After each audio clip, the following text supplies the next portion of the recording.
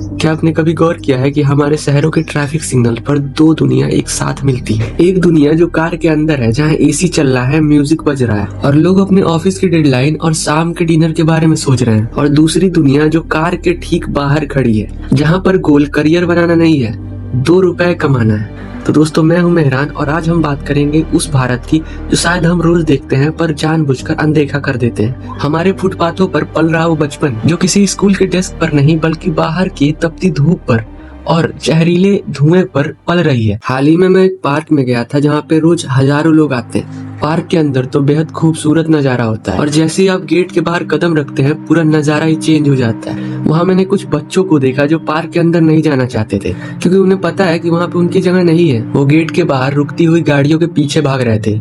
यहाँ पे एक बहुत बड़ा पैराडॉक्स है। एक तरफ हम स्मार्ट सिटीज बना रहे हैं, 10-10 लेन के एक्सप्रेसवेज बना रहे हैं और फ्लाईओवर्स का पूरा जाल बिछा रहे हैं, और उसी फ्लाईओवर के नीचे ह्यूमन रिसोर्स चढ़ रहा है, उसकी गिनती कहीं नहीं है। अक्सर हमें लगता है कि ये बच्चे भीख मांग रहे हैं। क्या वाकई ये भीख मांग रहे हैं या फिर ये एक फेल हुए सिस्टम का प्रोडक्ट है? एक सबसे बड़ी गलतफहमी हमारे समाज में है कि ये बच्चे और इनके परिवार काम नहीं करना चाहते। हम कहते हैं कि इन्हें भीख मांगने की आदत पड़ चुकी है, लेकिन जरा सोचिए, एक 8 साल का बच्चा सुबह 7 बजे से रात के 11 बजे तक 45 डिग्री की गर्मी और मानसून की बारिश में सड़कों पर खड़ा रहता है। मेहनत तो वो कर रहा है, लेकिन उस मेहनत का आउटपुट क्या निकलता है? वो पेन बेच रहा है जिसकी कीमत 5 रुपए है, और वो गुब्बारे बेच रहा है जो शायद 10 मिनट में फट जाएंगे। लेकिन सच बात तो ये है, ये बच्चे एक इनविजिबल इकोनॉमी का हिस्सा है। ये वो सामान बेच रहे हैं जो कोई मॉल में नहीं खरीदता।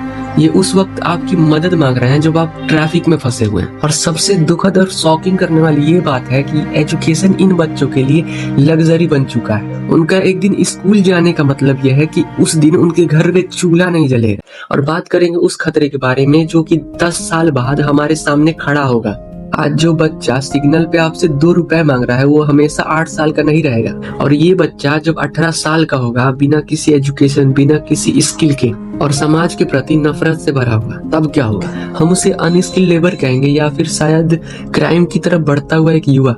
हम अक्सर दोष देते हैं सरकार को, पुलिस को और उनके माँ बाप को, लेकिन क्या कभी हमने अपने आप से पूछा है कि एक समाज के तौर पर हम क्या कर रहे हैं? जब आप अपनी कार का शीशा ऊपर करते हैं तो आप सिर्फ धूल और नॉइज से नहीं बच रहे होते, हम उस जिम्मेदारी से भी बच रहे होते हैं जो कि हमें एक नागरिक होने के नाते निभानी चाहिए। ये बच्चे सड़कों पर पैदा होते हैं और सड़कों पर ही पलते हैं, और अक्सर सड़कों के एक्सीडेंट में ही ये अपनी जान गंवा देते हैं।